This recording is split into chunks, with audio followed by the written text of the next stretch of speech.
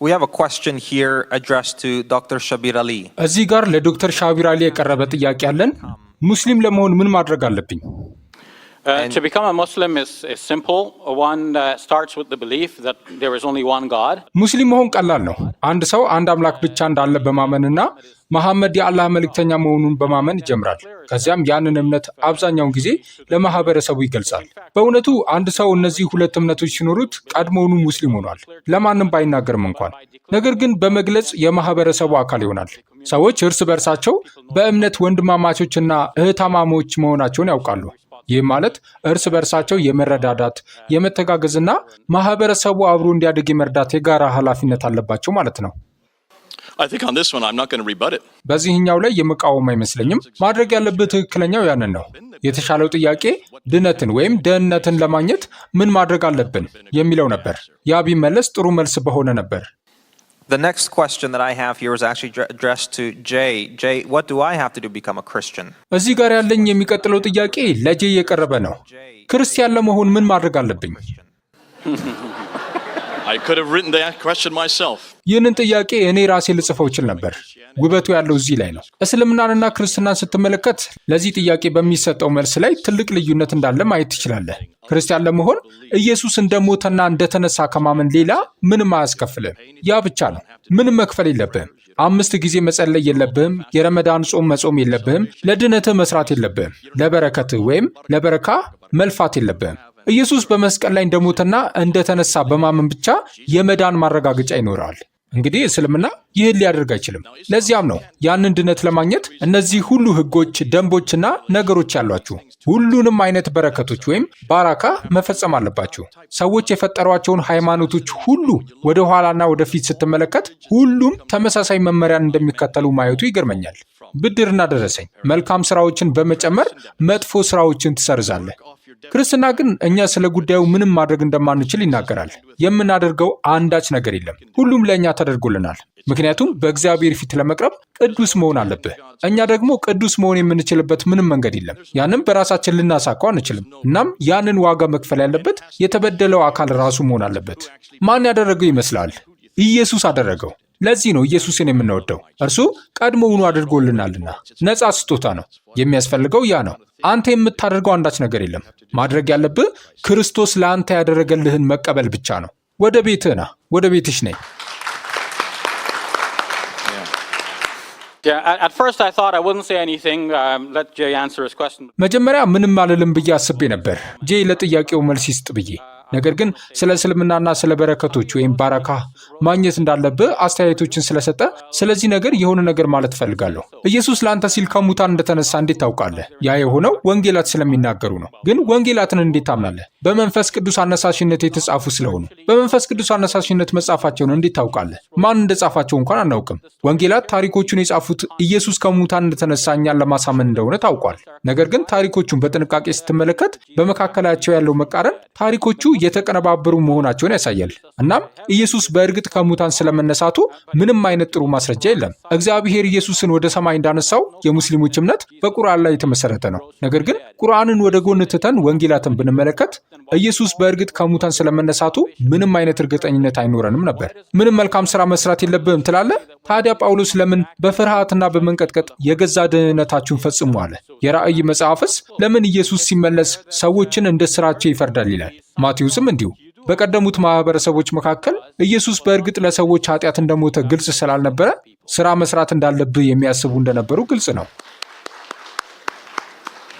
Thank you, Dr. Shabir. That was exactly 1 minute. አመሰግናለሁ ዶክተር ሻቢር። በትክክል 1 ደቂቃ ነበር። እሺ፣ ይህ ጥያቄ ለዶክተር ሻቢር አሊ የቀረበ ነው።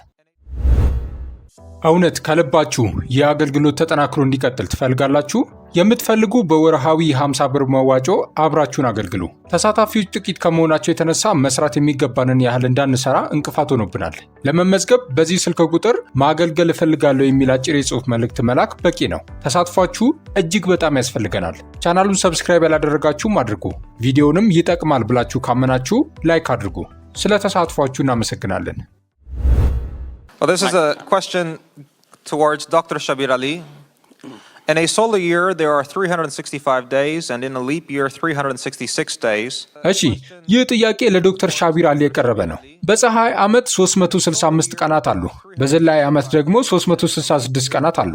በእስልምና ሁሉ የፀሐይን ዓመት ትከተላላችሁ። ችግሩ ሁለት ነው። ለእናንተ በሚመች መንገድ 365ን መርጣችሁ አጽድቃችኋል። የጨረቃን ዓመት ግን ችላ ብላችኋል።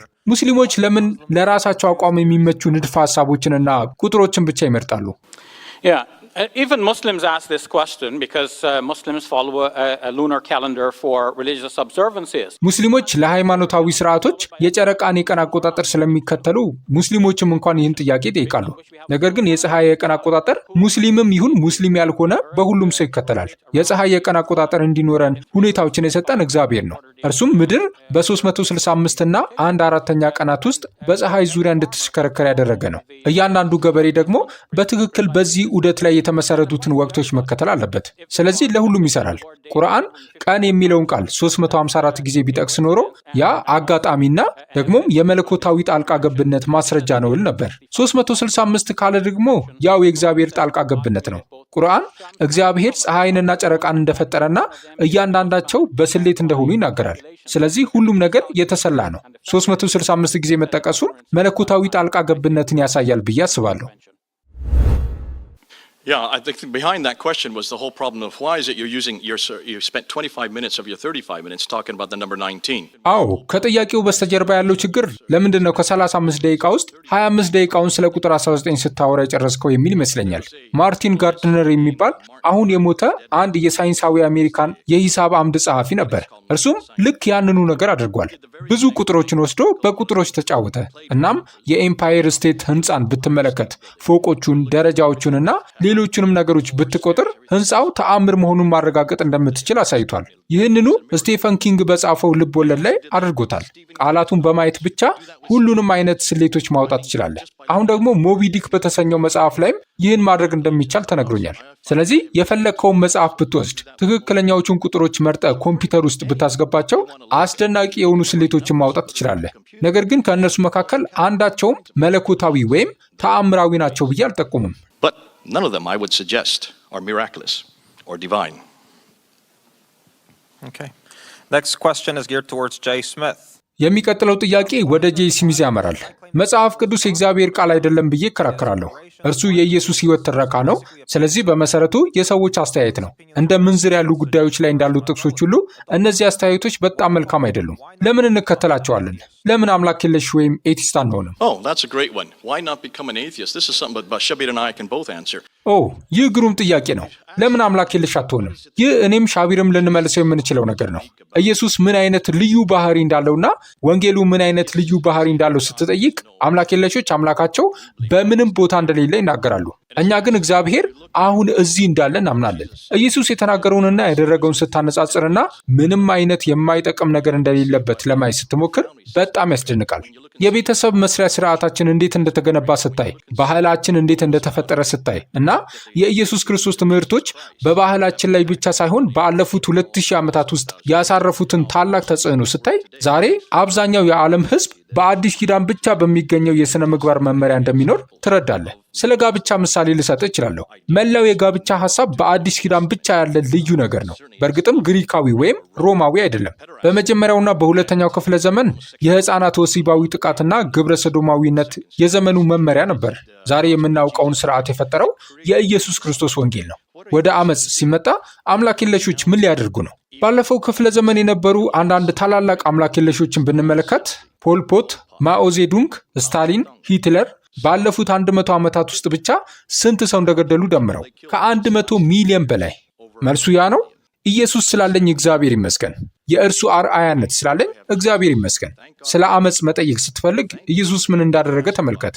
አንድ ሰው እርሱን ለመከላከል አመፅን በተጠቀመ ጊዜ እንኳን ጴጥሮስን ሰይፉን እንዲመልስ ነገረው። በመቀጠልም ሰይፍ የሚያነሱ ሁሉ በሰይፍ ይጠፋሉ አለ።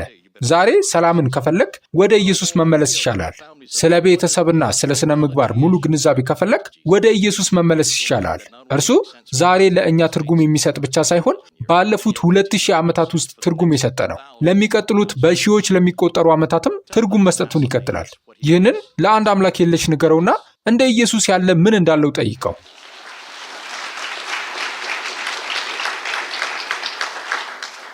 I'd only support Jay's answer by saying that religion has a fitting answer for atheism. ጄይ ለሰጠው መልስ ድጋፌን የምገልጸው ሃይማኖት ለአምላክ የለሽነት የሚመጥን መልስ አለው በማለት ነው። አምላክ የለም የሚለውን የአምላክ የለሾችን መነሻ ስንመለከት ያንን እምነት የሚደግፍ ምንም አይነት እውነተኛ አዎንታዊ ማስረጃ እንደሌለ እናያለን። በሌላ በኩል ግን ለምሳሌ በቁርአናችን ብንጀምርና ይህ ቁርአን ሁሉን ቻይ ከሆነው አምላክ የመጣ መገለጥ መሆኑን የሚያሳዩ ማስረጃዎች እንዳሉት ስናይ እግዚአብሔር ወይም አላህ መኖሩን የሚያሳዩ ማስረጃዎች አሉ ማለት ነው። ስለ ቁርአን የጠቀስኳቸው የሂሳብ ጉዳዮች ጄይ እንደሚለው በሌሎች ቦታዎች ሊገኙ ይችላሉ ብሎ ያስባል። ለምሳሌ ማርቲን ጋርድነር ስለ ህንፃው እንዳለው። ነገር ግን ጄይ እያሰበ ያለው እንደ ማይክል ድሮዝኒን ያሉ በመጽሐፍ ቅዱስ ውስጥ የሂሳብ መመሪያ አለ ለማለት የሞከሩ ክርስቲያኖች የገጠማቸውን ምላሽ ነው። እነርሱ የተጠቀሙበት ስርዓትና ዘዴ በእውነቱ የተሳሳተ ነበር። ስለዚህ መልስ ሲሰጥ አዎ ያንኑ ነገር በሞቢ ዲክ ውስጥ ልታገኘው ትችላለህ ተብሏል። ነገር ግን እኔ ስለ ቁርአን ባልኩት ጀምርና ጄይ ሆይ በግልጽ ጠቁም፣ ይህንን በሌላ መጽሐፍ ውስጥ ልታገኘው እንደምትችል አሳይ። ይህ በኦሪት በወንጌላት ወይም በመዝሙር ውስጥ እንደሌለ አሳይቻለሁ። ታዲያ የት ነው ልታገኘው የምትፈልገው? Next question geared towards Dr. Shabir Ali. የሚቀጥለው ጥያቄ ለዶክተር ሻቢር አሊ የቀረበ ነው። አላህ የሃይማኖት ነጻነትን ይደግፋል? ከሆነ ለምንድን ነው በሙስሊም ሀገሮች መጽሐፍ ቅዱስን ማንበብ የሚከለከለው? እኔና አንተ አንድ ሙስሊም በዚህች ሀገር በማንኛውም ጊዜ መጽሐፍ ቅዱሳችንን ወይም ቁርአናችሁን ማንበብ እንችላለን። Yeah, does the Quran support the freedom of worship? Absolutely.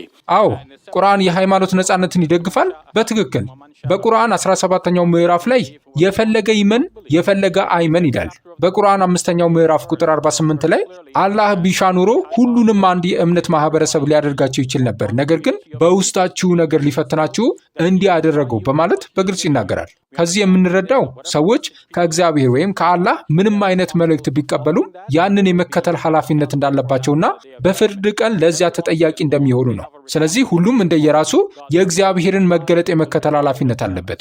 በዘዳግም ምዕራፍ 18 ቁጥር 19 ላይ እንደተጠቀሰው የእግዚአብሔርን መልእክት ካልተከለከሉ እግዚአብሔር ይጠይቃቸዋል።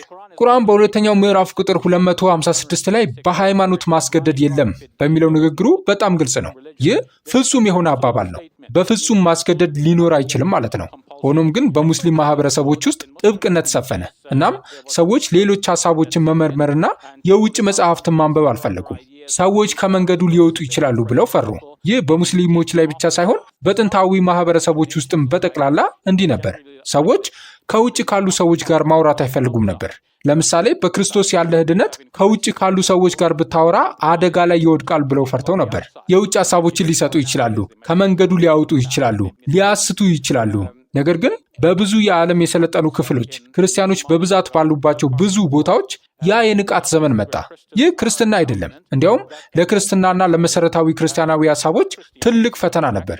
ይህ ዘመናዊ ንቃት የሐሳብ ነጻነት ሊኖር ይገባል፣ ለሐሳቦች ክፍት መሆን አለብህ፣ እናም እያንዳንዱን ሐሳብ መቀበል አለብህ ይላል። ስለዚህ በአሁኑ ጊዜ በክርስቲያን ማህበረሰቦች ውስጥ ቁርአን ወይም ማንኛውም መጽሐፍ ሊነበብ ይችላል። ነገር ግን ያ በክርስትና ምክንያት አይደለም፣ እንዲያውም ክርስትና እያለም ቢሆን የመጣ ነው።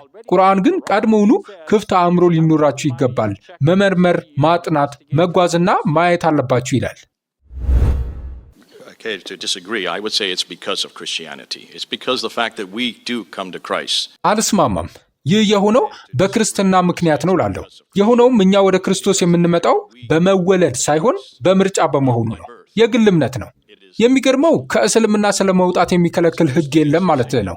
አራቱን የፊቅህ ወይም የህግ መመሪያዎች ምን ልታደርጋቸው ነው? ሐንበሊ፣ ሻፊኢ፣ ማሊኪ እና ሐነፊ አራቱም እስልምናን ከለቀቅ ንስሐ እንድትገባ 3 ቀናት እንደሚሰጡ፣ ከ3 ቀናት በኋላ ንስሐ ካልገባ ግን መገደል እንዳለብህ ይደነግጋሉ። እነዚያ 4 የህግ ትምህርት ቤቶች ያንን ህግ ከየት አመጡት? ከቁርአን ሊሆን ይችላል? አላውቅም። ሱራ 4 አንቀጽ 89ን እንመልከት።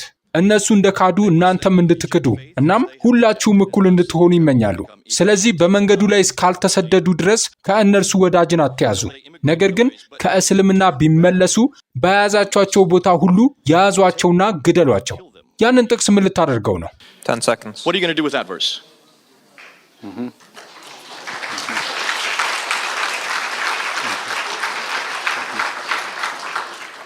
እውነት ከልባችሁ ይህ አገልግሎት ተጠናክሮ እንዲቀጥል ትፈልጋላችሁ?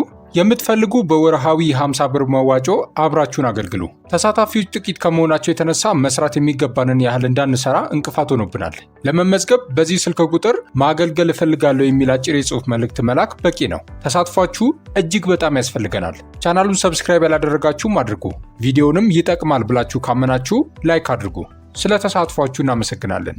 This is to Jay Smith. If you say ለጄ ስሚዝ የቀረበ ጥያቄ፣ ቁርአን የአምላክ ቃል አይደለም ካልክ ለምንድን ነው እስልምና በዓለም ላይ በፍጥነት በማደግ ላይ ያለ ሃይማኖት የሆነው? One simple word. Biological growth. በሁለት ቀላል ምክንያቶች። አንደኛው ባዮሎጂያዊ እድገት። በመሰረቱ እነሱ ትልልቅ ቤተሰቦች አሏቸው። ሁለተኛ ደግሞ አንድ ጊዜ ሙስሊም ሆነ ከተወለድክ ሙስሊም ሆነ መቅረት አለብህ። እንደዚያ ባሉ ጥቅሶች ምክንያት ምርጫ የለም። የእስልምና ጉዳይ ማደጉ ነው። ባለፉት 1400 ዓመታት እዚህም እዚያም ዝቅ ቢልም ሁልጊዜም በምድር ላይ በፍጥነት በማደግ ላይ ያለ ሃይማኖት ሆኖ ቆይቷል። ባዮሎጂያዊ በሆነ መንገድ ማደጉን እንደሚቀጥል መገንዘብ አለብን። ነገር ግን በለውጥ ወይም በሃይማኖት መቀየር በኩል ያለውን እድገት ብንመለከት ደግሞ ሌላ ታሪክ ነው። የለውጥ እድገት ምጥጥኑን ተመልከቱ። እስልምና 2.5% የለውጥ እድገት አለው። ክርስትና 5% የለውጥ እድገት አለው። 2 እጥፍ ፈጣን ነው። ሰዎች እስልምናና ክርስትናን ጎን ለጎን ሲያነጻጽሩ በሁሉም ሁኔታዎች ማለት ይቻላል፣ ሁልጊዜ ማለቱ ምናልባት ጥላቻ እንዳይመስል፣ በአብዛኛው ሁኔታ ግን ክርስትና ሁልጊዜም በላይ ሆኖ ይወጣል። ለምን እንደሆነ ማየት ትችላላችሁ። ምክንያቱም ክርስትናን ስትመለከቱ እሱ እንድትክዱት ይፈቅድላቸዋል። ክርስትና እሱን እንድትክዱት ከሚፈቅዱ ጥቂት ሃይማኖቶች አንዱ ነው። በአዲስ ኪዳን ውስጥ ኢየሱስ አባካኙን ልጅ የጠቀሰበት ያ ውብ ምስል አለን። አባካኙ ልጅ አባቱን ይከዳል፣ አባትየው ግን ልጁን ፈጽሞ አይክደውም። በክርስትና ውስጥ ያለን በትክክል ይሄ ነው። ኢየሱስን መካር ትችላለህ። አዎ፣ ያ ፈቃድ ተሰጥቷል።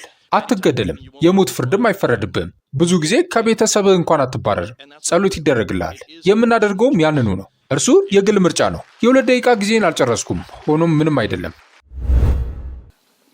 I first want to respond to Jay saying that Surah 4 verse 89 በመጀመሪያ ጄይ ሱራ 4 ቁጥር 89 ከሃይማኖት የወጡ ሰዎችን መግደል ይፈቅዳል ላለው ምላሽ መስጠት እፈልጋለሁ። ጥንታውያን ሊቃውንት ምን ብለው እንደወሰኑ ግድ የለኝም። ያ የእነሱ ውሳኔ ነው። ከቁርአን ጋር ሊስማማ ወይም ሊቃረን ይችላል። እኔ የምለው ግን ይቃረናል ነው። ጄይ ያነበበው ጥቅስ ከአውዱ ውጪ ነው። ከጥቅሱ በፊትና በኋላ ያለውን ካነበባችሁ ይህ የጦርነት አውድ መሆኑን ትረዳላችሁ። ከሰዎች ጋር ጦርነት ላይ ከሆናችሁና አንዱ ወደ እናንተ መጥቶ እስልምናን ቢቀበል ይህ በእርግጥ ጠላትን ትቶ በሰላም ወደ እናንተ እንደመጣ ምልክት ነው። ነገር ግን ከሄደና አሁንም ጠላት ከሆነ በዚያ ሁኔታ እርሱና አብረውት የሚወጓችሁ ሌሎች ሰዎች ልክ እናንተ ሊይዙና ሊገድሉ እንደሚሞክሩት ሁሉ ሊያዙና ሊገደሉ ይችላሉ። ያ የጦርነት ሁኔታ ነው። ከሃይማኖት የወጣን ሰው መግደል ትችላላችሁ እያለ አይደለም። እንዲያውም በነቢዩ መሐመድ ፊት ሰዎች ከእስልምና ይወጡ እንደነበር በጣም ግልጽ ነው። በሱራ 3 ላይ በጠዋት አምነው በማታ ይክዱ እንደነበር ተጠቅሷል። ነገር ግን ነቢዩ መሐመድ በዚህ ክህደት ምክንያት ማንንም ሰው አልገደሉም። Okay. The next question is geared towards Dr. Shabir Ali. እሺ፣ የሚቀጥለው ጥያቄ ለዶክተር ሻቢር አሊ የቀረበ ነው። አሁን ያለን ቁርአን በመንፈስ የተሰጠ ያልተለወጠ የአምላክ ቃል ከሆነ ቀደም ሲል የተጠቀሱትና የተለያዩ የነበሩት ጥንታውያን የእጅ ጽሑፎች ሁሉ ስህተት ነበሩ? We don't know until we see the manuscripts and evaluate them on an individual basis. የእጅ ጽሑፎቹን እስካላየንና በእያንዳንዱ ላይ ተመስርተን እስካልመዘንን ድረስ አናውቅም። በአንድ የእጅ ጽሑፍ ውስጥ በሰው ስህተት ምክንያት ግድፈት ሊገባ ይችላል። ወይም ጄ እንደጠቆመው አንዳንድ ጊዜ ሰዎች የሆነ ስህተት ያለ ይመስላቸውና ትክክል ለማድረግ በማሰብ ነገሮችን ሆን ብለው ይቀይራሉ። ስህተት ያለ ይመስላቸዋል። ይህ ለመጽሐፍ ቅዱስም ለቁርአንም ይሰራል። እንዲሁም በወጎች ውስጥ የተፈቀዱ የተለያዩ ንባቦች በመኖራቸው በእጅ ጽሑፎች መካከል ልዩነቶች ሊኖሩ ይችላሉ። እንግዲህ ነቢዩ መሐመድ ለባልደረቦቻቸው ሲያስተምሩና አንዳንድ ሰዎች የተለያዩ የአረብኛ ቋንቋ ዘይቤዎችን ሲጠቀሙ ስናስብ ሁሉም ወደ አንዱ ዘይቤ እንዲመጡና ቃላትን በተመሳሳይ መንገድ እንዲጠሩ ብታደርግ ሁሉም ሰው ያንን ማድረግ አይችልም። ለምሳሌ አንደኛው የነቢዩ ባልደረባ ለአንድ ሌላ ሰው ምግብ አልአሲም ወይም የኃጢአተኛ ሰው ምግብ እንዲል ያስተምረው ነበር። ያ ሰው ደግሞ ምናልባት በቀድሞ ቋንቋው ተጽዕኖ ምክንያት ቃሉን መጥራት አልቻለም። ከዚያም የነቢዩ ባልደረባ ጣዕም አልፋሲቅ ወይም ለአመፀኛ ሰው የሚሆን ሌላ ቃል ማለት ትችላለህ አለው። እርሱም አዎ አለ።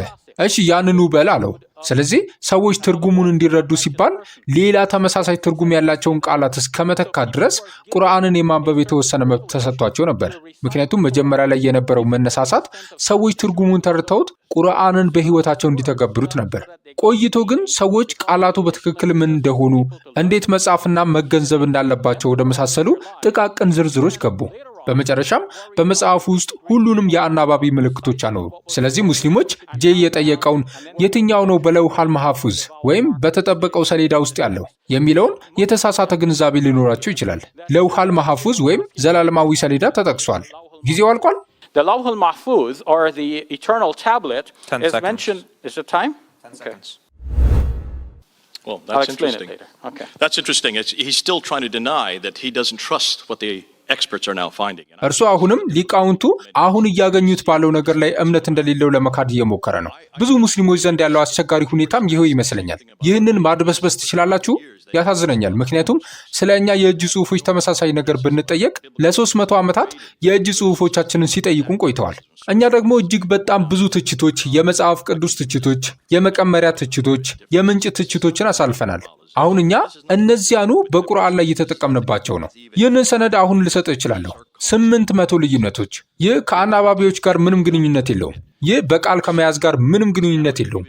ይህ እንዴት እንደምታነበው እንኳን ምንም ግንኙነት የለውም። እነዚህ የቃላት አወቃቀር ወይም ተነባቢ ልዩነቶች ናቸው።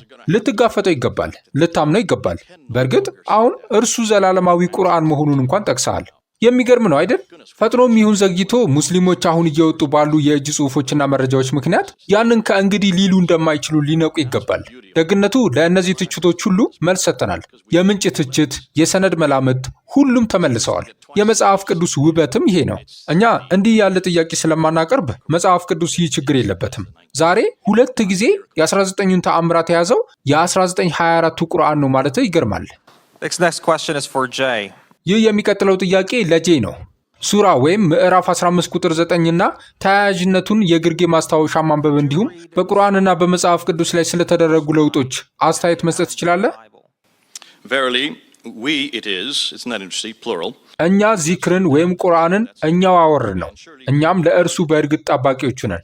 ጥያቄው ስለምን እንደሆነ እርግጠኛ አይደለሁም። ለዚህ አዎ ወይም አይደለም ማለት ነው ያለብኝ። ከተጠበቀ ታዲያ ለምን እርስ በርሳቸው የማይስማሙ ብዙ የተለያዩ የእጅ ጽሑፎች አሉ?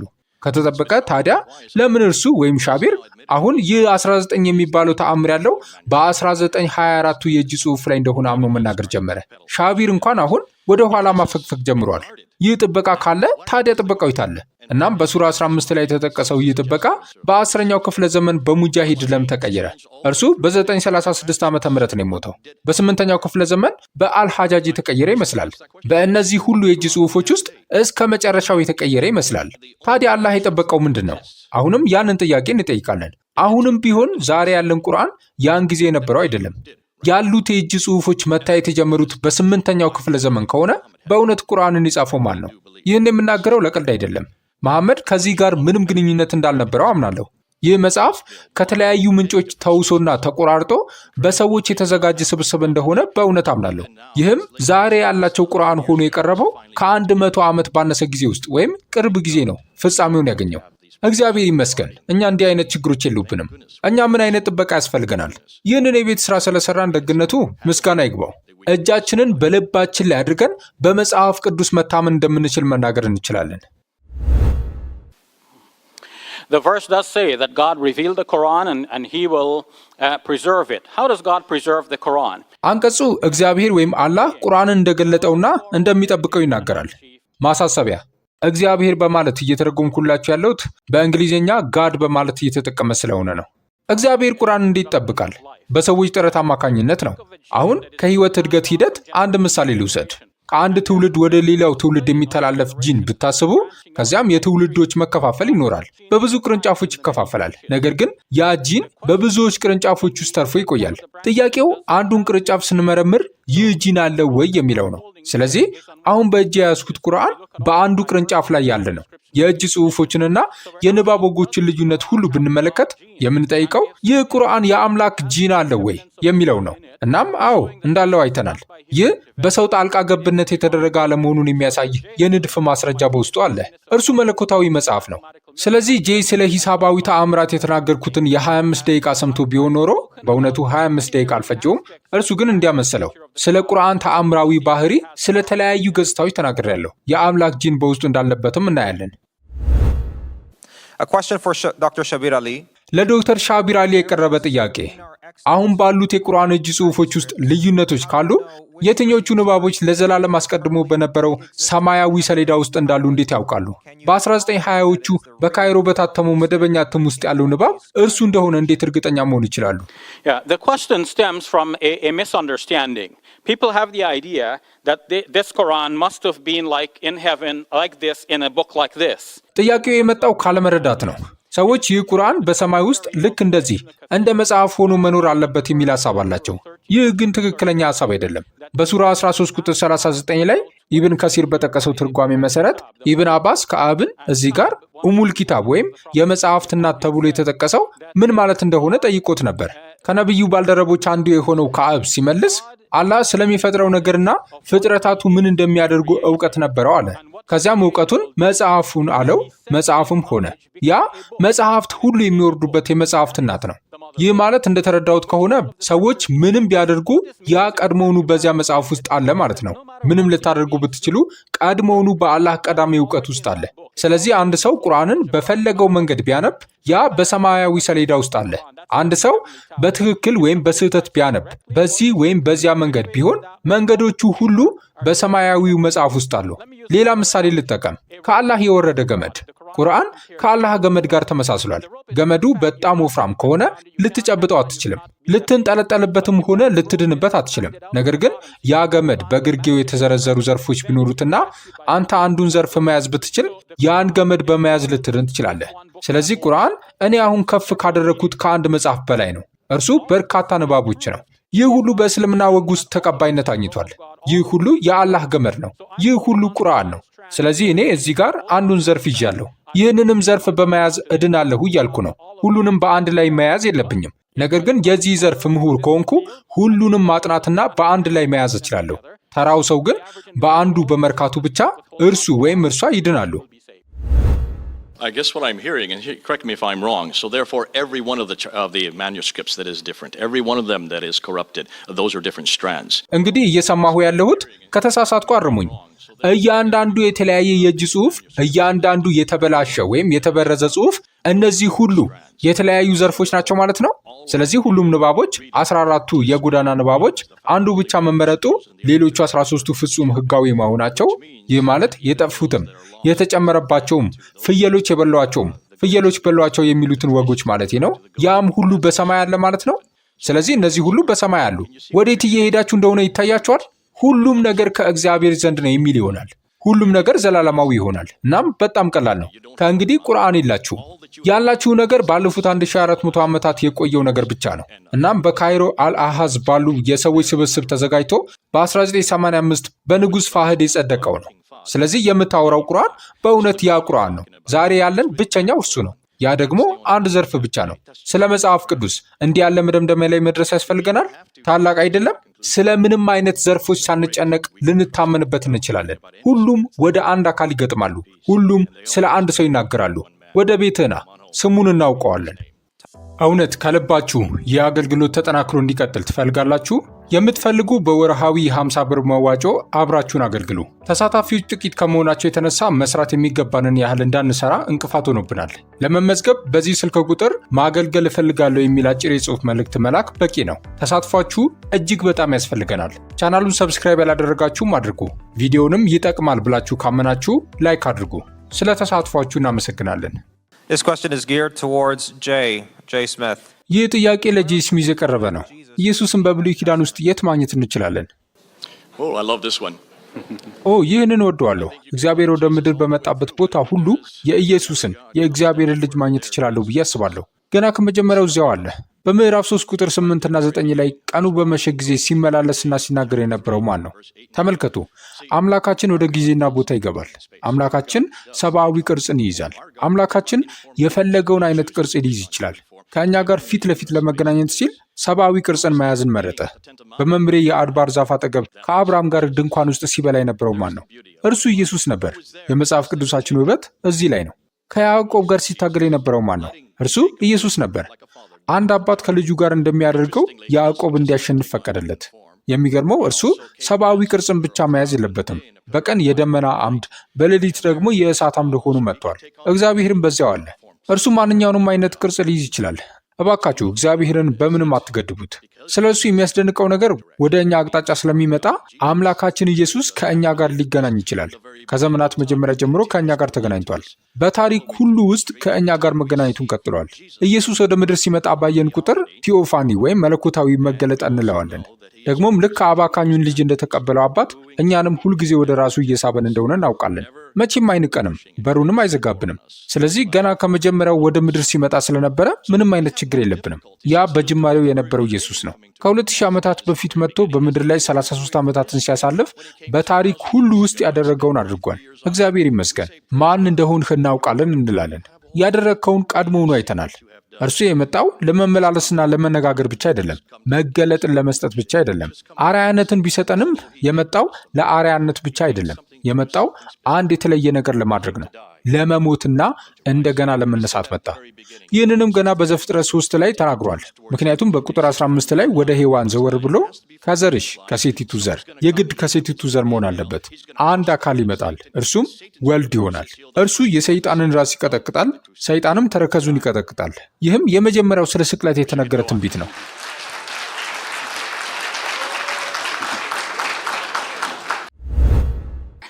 What I find is that Jay is just telling Christians what they like to hear. ጄይ ለክርስቲያኖች መስማት የሚፈልጉትን ብቻ እየነገራቸው እንደሆነ ተረድቻለሁ። ኢየሱስ ይወዳችኋል፣ ስለ ኃጢአታችሁ ሞተ፣ ደጋግሞ ወደ ዓለም ወርዷል ይላል። ነገር ግን ምንም አይነት ታሪካዊ ትንተና እየተጠቀመ አይደለም። በታሪክ ደረጃ ኢየሱስ በብሉይ ኪዳን ውስጥ ፈጽሞ አልነበረም። አይሁድ መጽሐፍ ቅዱሳቸውን ለዘመናት ሲያነቡ ቆይተዋል። በብሉይ ኪዳን ውስጥ ግን ኢየሱስን ፈጽሞ አላገኙትም። አንድ አምላክ ያህዌ ብቻ እንዳለ ያውቁ ነበር። ያህዌ በዘኍልቍ ምዕራፍ 23 ቁጥር 19 ላይ እርሱ አምላክ እንጂ ሰው እንዳልሆነ ተናግሯል። በሆሴዕ ምዕራፍ 10 ቁጥር 9 ላይም ያው ተነግሯል። በአንደኛ ሳሙኤል ምዕራፍ 15 ላይ እግዚአብሔር አምላክ ነው እንጂ ሰው አይደለም ይላል። በጣም ግልጽ ነው። ስለዚህ አንድን ሰው ወስዳችሁ አምላክ ካደረጋችሁትና በብሉይ ኪዳን ውስጥ ሁል ጊዜም እንደነበረ ካሰባችሁ በታሪክ ደረጃ ሙሉ በሙሉ ተሳስታችኋል። ጄይ ቁርአንን መተንተን ሲፈልግ ታሪክንና የመሳሰሉትን መመልከቱ የሚገርም ነው። ነገር ግን ስለ ክርስትና ሲያወራ ሁሉም ነገር ኢየሱስ ይወዳቸዋል፣ ስለ ኃጢአታችሁ ሞተና የመሳሰለው ነው። ክርስቲያኖች እነዚህን ሐሳቦች እንዴት እንዳገኙና እነዚህን የተሳሳቱ ሐሳቦች እንዴት እንደያዙ ለመረዳት እየሞከረ አይደለም። እነዚህን ሐሳቦች የሰጡን የአዲስ ኪዳን ጸሐፊዎች ናቸው። እነርሱ ብሉይ ኪዳንን ስለ ኢየሱስ የተጻፈ መጽሐፍ አድርገው አንብበውታል። ነገር ግን በታሪክ ደረጃ ዛሬ የትኛውም ምሁር ያንን አይቀበለውም። የአዲስ ኪዳን ጸሐፊዎች ኢየሱስ በዚያ እንደነበረ አድርገው እንደጻፉ ግልጽ ነው። እርሱ ግን በዚያ አልነበረም። Dr. Shabir, this is a question for you. Mathematical patterns in the Quran do not necessarily point to divine source. ዶክተር ሻቢር፣ ይህ ጥያቄ ለእርሶ ነው። በቁርአን ውስጥ ያሉ የሂሳብ መመሪያዎች የግድ መለኮታዊ ምንጭን አያሳዩም። ነገር ግን ሰብአዊ ካልሆኑ ምናልባት ከተፈጥሮ በላይ የሆነ ምንጭ ሊኖራቸው ይችላል። ምንጩ ከእግዚአብሔር ሌላ የሆነ ከተፈጥሮ በላይ የሆነ አካል፣ ለምሳሌ ዲያብሎስ ወይም ክፉ መንፈስ ሊሆን ይችላል። Yes, we should acknowledge that possibility and then we analyze it. አዎ፣ ያንን እድል አምነን መቀበል አለብን። ከዚያም እንመረምረዋለን። አሁን የቁርአንን ይዘት ስንመለከት አንድ ሰው እዚህ ስለ ፍቅር እንድናገር ጠይቆ ነበር። እንግዲህ ቁርአን በእውነቱ ምን ያስተምራል? ትምህርቶቹን ብንመለከት ቁርአን በብሉይ ኪዳን ባሉት የእግዚአብሔር ነቢያት ሁሉ ማንን እያጎላ እንደሆነ እናያለን። ቁርአን በብሉይ ኪዳን የተመሰከረለትን በአንድ አምላክ ማመንን እያጎላ ነው። ቁርአን መሰበክ የጀመረበትን የታሪክ ድባብ ብንመለከት ክርስትና በአንድ አምላክ የማመንን የመጀመሪያ መሰረት በለቀቀበት ወቅት ቁርአን ወደዚያው አንድ አምላክ እየጠራቸው ነበር። ታዲያ እንዴት ቁርአን ከዲያብሎስ ነው ሊባል ይችላል? ጄይ በዚህ መጽሐፍ ላይ እጅ ነበረበት ማለቱ በጣም የሚገርም ነው። በሉሊንግ የተጻፈውን ይህን መጽሐፍ ታስታውሳለህ? ይህን መጽሐፍ ለማረም እንደረዳህ ይናገራል። እናም ሉሊንግ you're not the Joseph Smith from London? አይደለህም? አንተ ከለንደን የመጣው ከክርስቲያን ቡድን ጋር ያለው ጆሴፍ ስሚዝ አይደለም? With a group of The first time I remember hearing this. I'd love to know what he meant. But in any case, There is another Joseph Smith, by the way. ይህንን ስሰማ የመጀመሪያዬ ነው። ምን ማለት እንደፈለገ ማወቅ ፈልጋለሁ። በነገራችን ላይ ሌላ ጆሴፍ ስሚዝ አለ። ይቅርታ፣ ለዚያ ጊዜ ይሰጠው። Sorry, give his time for that. Sorry. so Luling and many scholars show that in fact ስለዚህ ሉሊንግና ብዙ ምሁራን እንደሚያሳዩት በእርግጥም ክርስትና ስሩን ትቶ ነበር። አይሁድ አንድ አምላክ ብቻ ነው ከሚለው እምነት ወጥቶ ነበር። ክርስትና ከዚህ ወጥቶ በማደግ አሁን ኢየሱስን አምላክ አደረገ። ከዚያም ኢየሱስንና አብን አንድ አምላክ ማድረግ ነበረባቸው። ከዚያም ስለ መንፈስ ቅዱስ የሆነ ነገር ተጨመረ። ያንን እንዴት ታካትቱታላችሁ? ሥላሴ ይሆናል። በጊዜ ሂደት የዳበረ ነው። ቁርአን ክርስቲያኖችን ወደዚያ የመጀመሪያ ትምህርት ወደ ሙሴ ትምህርቶች እየጠራቸው ነው። ዛሬ ጄይ የሙሴን ሕግ አልከተለም ማለቱ የሚገርም ነው። ታዲያ የሙሴ ሕግ የሥነ ምግባር ጉድለት ነበረበት እያልክ ነው? እግዚአብሔር የካህኑ ልጅ አመንዝራ ብትገኝ በእሳት ተቃጥላ እንድትሞት ስትገደል ያ የሥነ ምግባር ጉድለት ነው? የምትለው እንዲህ ነው? እንግዲህ እነዚህ ሁሉ ነገሮች ያሉበት መጽሐፍ አለ። ቁርአን ደግሞ ከዚህ ወጥቶ የአመፅ ተግባራትን መፈጸም የለባችሁም፣ ሴቶችን መደብደብ የለባችሁም ይላል። ይህ ከዲያብሎስ እንዴት ሊባል ይችላል? ይህንን በዝርዝር አብራራለሁ። ጊዜ ያልቋል። 20 more seconds if you'd like. I don't know where to begin with this one. There's so much I could say about this. I think just suffice it to say. አዎ ከምን እንደምጀምር አላውቅም። ስለዚህ ጉዳይ የምናገረው ብዙ ነገር አለ። በብሉይ ኪዳን ወደ ነበረው አመፅ ስንመለከት እግዚአብሔር በዚያ አመፅ ውስጥ ተሳትፏል። እንዲህም ብሏል። ነገር ግን በዚያ ሁሉ ውስጥ እግዚአብሔር ሲል የነበረው መሲሁ የሰላም መስፍን ሲመጣ አንበሳው ከበግ ጋር ይተኛል ነው። ከዚያም ሰይፎቹን ወስደው ወደ ማረሻነት ይለውጧቸዋል። ተመልከቱ፣ እግዚአብሔር ሁልጊዜም ሰላም እንደሚመጣ ያመለክት የነበረበት ውበት እዚያ ላይ ነው። የሰላም መስፍን ማን ነው? መሲሁስ ማን ነው? በቁርአን ውስጥ እንኳን መሲሁ ማን እንደሆነ ታውቃላችሁ?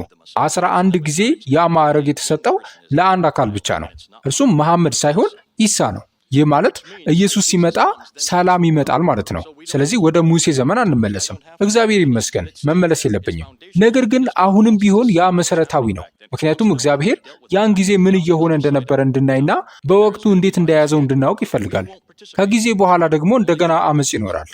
እኛ በዚያ አንሳተፍም። እግዚአብሔርና ሰራዊቱ ብቻ ናቸው የሚሳተፉበት። እኛ አሁን እዚህ ባለንበት ጊዜ ኢየሱስ አዲስ ኪዳን ባመጣበት ወቅት ሰይፍን ልንጠቀም አይገባም። ለቄሳር የሚገባው ለቄሳር፣ ለእግዚአብሔር የሚገባው ለእግዚአብሔር ስጡ። እርሱ ቤተ ክርስቲያንንና መንግስትን ለይቷል። ለዚህ ነው እኔ እዚህ ወገን ከቤተ ክርስቲያንና ከኢየሱስ ጋር ያለሁት። ወደ ቤትህ ና።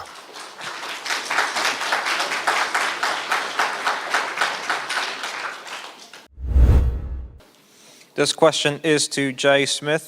ይህ ጥያቄ ለጄ ስሚዝ ነው። ብዙዎቹ አቀራረቦች በቁርአን የጽሑፍ ልዩነቶች ላይ ነበሩ። ነገር ግን መጽሐፍ ቅዱስም ብዙ የጽሑፍ ልዩነቶች አሉት፣ ምናልባትም ይበልጣል። መጽሐፍ ቅዱስም ልዩነት እያሉበት በምን መሰረት ነው ቁርአንን በጽሑፍ ልዩነቶች የምታጠቃው? ልዩነቱ ምንድን ነው? Very simple. We know where those textual variants are. Isn't that interesting? We don't sit there and run away from it. በጣም ቀላል ነው። እነዚያ የጽሑፍ ልዩነቶች የት እንደሚገኙ እናውቃለን። ይህ አስደሳች አይደለም?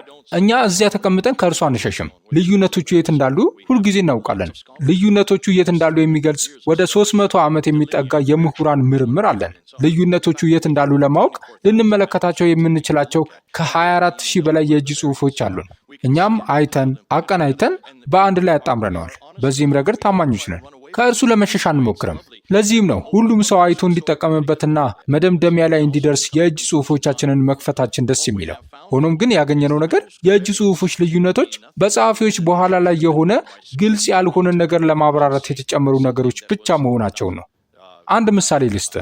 ደብሊን ከሄድክ እዚያ ባሉት የቼስተር ቢት የእጅ ጽሑፎች ውስጥ ከ3ኛው ክፍለ ዘመን የሆኑ ጥንታዊ የእጅ ጽሑፎችን ታያለህ። በዚያም ኢየሱስ ወደ 12ቱ እንደመጣ የሚገልጽ ማጣቀሻ አለ።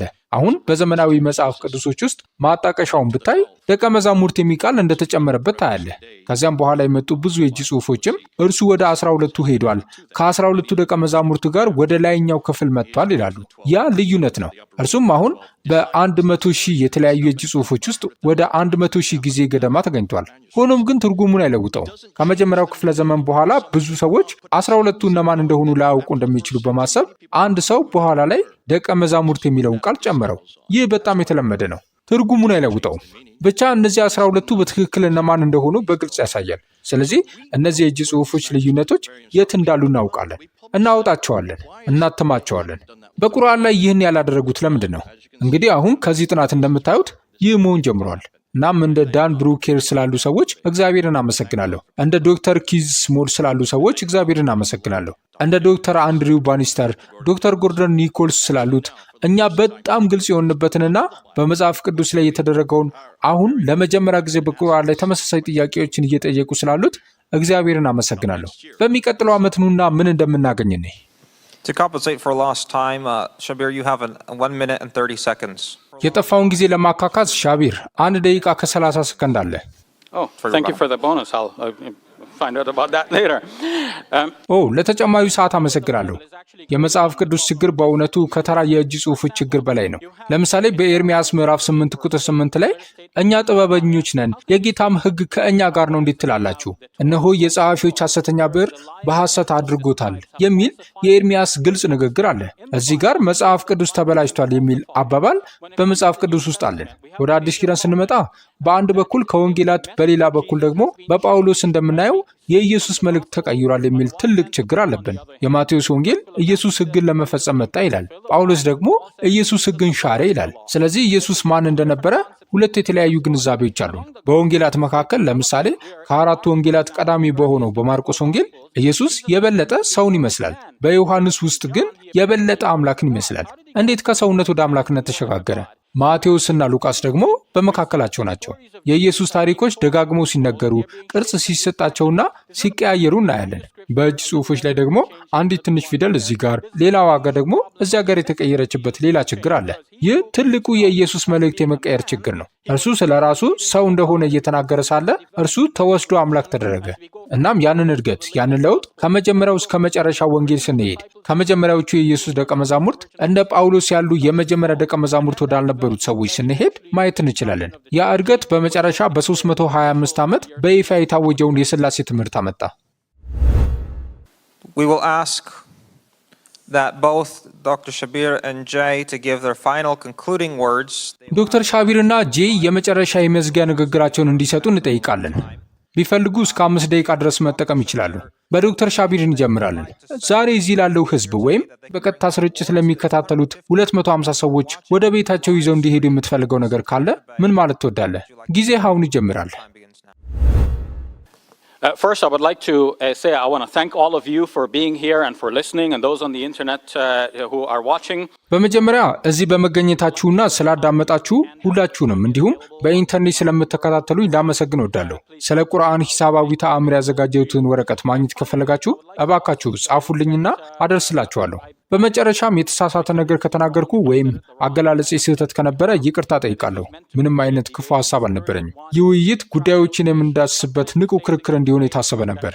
አንዳንድ ጊዜ ሰውን ሊያቆስል በሚችል መንገድ ነገሮችን ልንናገር እንችላለን። ያ ፈጽሞ ፍላጎት አልነበረም። ለዚያም ይቅርታ ጠይቃለሁ። ለክርስቲያኖች፣ ለክርስትናና ለመጽሐፍ ቅዱስ ትልቅ አክብሮት አለኝ። ሙስሊሞች በኦሪት በመዝሙርና በወንጌል እንዲያምኑ ይጠበቅባቸዋል። አሁን ባሉት ቅጂዎች ላይ አንዳንድ ጥያቄዎች ቢኖሩንም ሁሉንም ነገር በማውገዝ ድንበር ማለፍ አንችልም። ምክንያቱም የምናወግዘው ነገር በእርግጥም የአምላክ ቃል ሊሆን ስለሚችል እንጠነቀቃለን። በመጨረሻም በፊታችሁ ያቀረብኳቸውን 5 መመዘኛዎች ላስታውሳችሁ። የራሳችንን አድሎ ይዘን መተን ይህ መጽሐፍ ቀይ ፊደላት ስላለው አልወደውም ልንል እንችላለን። ታዲያ ይህ አንድ መጽሐፍ የአምላክ ቃል አይደለም ለማለት መመዘኛ ሊሆን ይችላል? ምን አይነት መመዘኛዎችን ልንጠቀም እንችላለን? እነዚህ 5 መመዘኛዎች ለክርስቲያኖችም ለሙስሊሞችም ተቀባይነት ሊኖራቸው ይገባል አልኩ። በተለይም ከክርስቲያን ምንጮች ከመጽሐፍ ቅዱስ የመጡ ስለሆኑ። አንደኛ፣ በመንፈስ አነሳሽነት የተጻፈ መሆን አለበት። ሁለተኛ፣ ለትምህርት የሚጠቅም መሆን አለበት። ሶስተኛ፣ የሐሰት ትንቢት ሊኖረው አይገባም። አራተኛው ምን ነበር? What was my fourth? Let me look real quick. It's no contradiction. እስቲ ላስታውስህ። ቅራኔ የሌለበት። That it should not preach another God other than Yahweh. And fifth, that it should not have a major contradiction. አዎ፣ ከያህዌ በቀር ሌላ አምላክን ሊሰብክ አይገባም። አምስተኛው ደግሞ ትልቅ ቅራኔ ሊኖረው አይገባም። በአቀራረቢ ለማሳየት እንደሞከርኩት ቁርአን በእነዚህ መመዘኛዎች ያልፋል፣ መጽሐፍ ቅዱስ ግን ይወድቃል። አሁን ጄ ቁርአን አመፀኛ ነው ሲል በያዛችሁበት ቦታ ሁሉ ግደሏቸው የሚለውን ጥቅስ በመጥቀስ ተገዳደረኝ። ነገር ግን የራሳቸውን የጂሃድ አጀንዳ ይዘው ሙስሊም ያልሆኑትን ለመግደል የሚሞክሩት ቁርአንን ያለ አግባብ እንደሚጠቀሙት ሁሉ ጄ ዛሬ ሱራ 4ን ሲጠቅስ እንደነበረው ሁሉ ቁርአንን ከአውዱ ውጭ እየጠቀሰ ነው። ይህ የሱራ 9 ቁጥር 5 ጥቅስ በአውዱ ሲነበብ ሙስሊም ያልሆኑት ሙስሊሞችን በሚገሉበትና ሙስሊሞች ደግሞ ራሳቸውን እንዲከላከሉና አጸፋ እንዲመልሱ ፈቃድ በተሰጣቸው የጦርነት ሁኔታ ውስጥ ያለ ነው። ሙስሊም ያልሆኑት ጥቃታቸውን ካላቆሙ ሙስሊሞችም እነሱ ሙስሊሞችን ለማደን እንደሚሞክሩት ሁሉ እነሱን ለማደን እድል እንደሚኖራቸው ማስጠንቀቂያ የተሰጠበት ነው።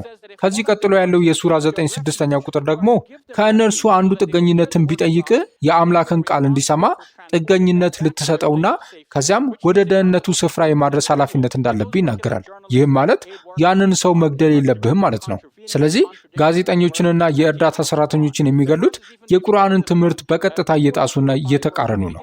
ከዚህም በፊት ያሉት አንቀጾች በምዕራፉ መጀመሪያ ላይ ያሉት ሌሎች ሙስሊሞችን የሚገሉበት የጦርነት ሁኔታ እንደነበርና ጥቃቱን እንዲያቆሙ እየተነገራቸው እንደሆነ አካባቢውን ለቀው እንዲወጡም 4 ወራት እንደተሰጣቸው ከዚያ በኋላ ግን የጦርነት አዋጅ እንደሚሆን ያሳያሉ። ስለዚህ ቁርአንን በትክክል ከጠቀሳችሁት አመፅን አይደግፍም። ጄ ግን ስለ ሶምሶን ሁኔታ ትክክለኛውን ግንዛቤ ሊሰጠን ይገባል። በቁርአን ውስጥ ስላለው የሴቶች ሁኔታስ? የጠቀስከው ሱራ 2 ቁጥር 233 የተዛባ ትርጓሜ ነው። በፈለጋችሁት ጊዜ እረሷቸው አይልም። ቃሉ እንዲህ አይልም ይላል።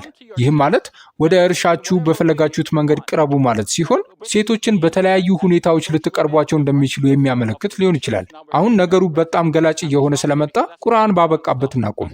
ነገር ግን መረዳት ያለብን አስፈላጊው ነገር ሴቶችን እንደ እርሻ መጥቀሱ ነው። ይህም ማለት የሰው ልጆች ሰብላቸውን ለመትከል እንደሚጠቀሙበት መሬት ማለት ነው። በወቅቱ ለነበሩት ገበሬዎች ሲናገር ቁርአን እርሻችሁንና መሳሪያዎቻችሁን ለሕይወታችሁ አስተዋጽኦ የሚያደርጉትን ነገሮች እንደምታከብሩ ሁሉ ሴቶችንም ልታከብሩ ይገባል በማለት ተገቢውን ክብር እየሰጣቸው ነው። ያ ክፍል በዚህ መንገድ ሊረዳ ይገባል።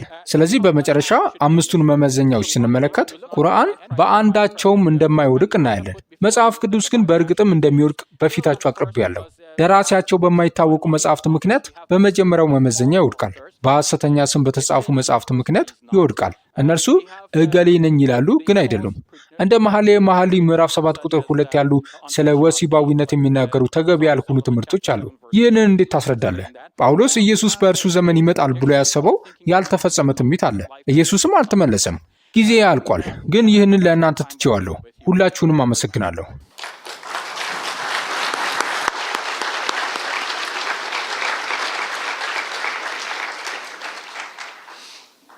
Let's just pick up from where Shabir left off.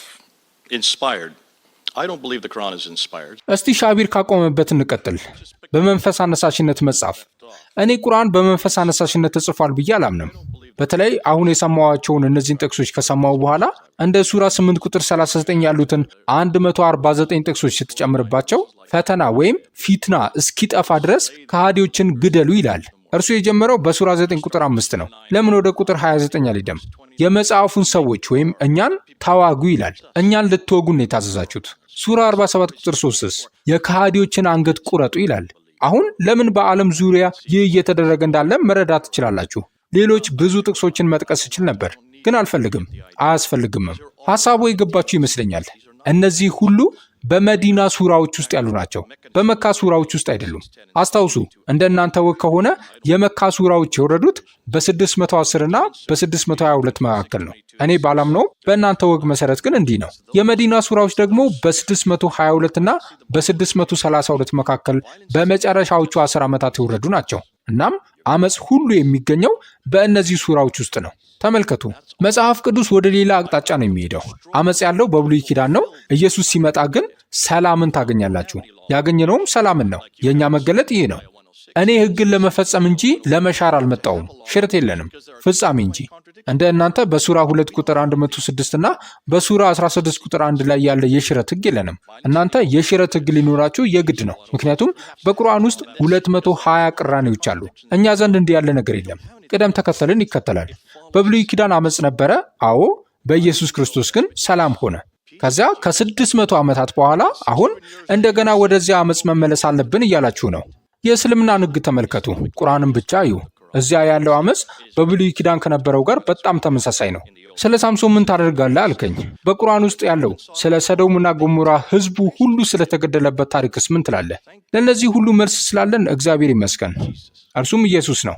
ዛሬ ስለ ቅዱሳት መጽሐፍት ስናወራ ቆይተናል። ስለ እነዚህ 2 መጽሐፍትን ተወያይተናል።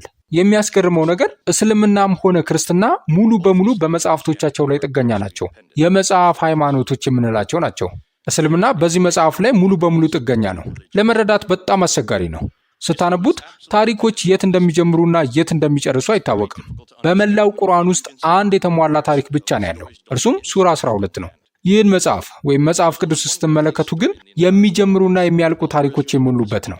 እያንዳንዱ ታሪክ መጀመሪያና መጨረሻ አለው። እግዚአብሔር በሰው ልጆች ታሪክ ውስጥ ከዘፍጥረት እስከ ራእይ ምን እያደረገ እንደሆነ ሙሉውን መመሪያ መከተል ትችላላችሁ። እነዚህን ሁለት መጽሐፍ ስትመለከቱ ይህ መጽሐፍ ሁልጊዜ ወደ አንድ ሰው እንደሚያመለክት ማየት ትችላላችሁ።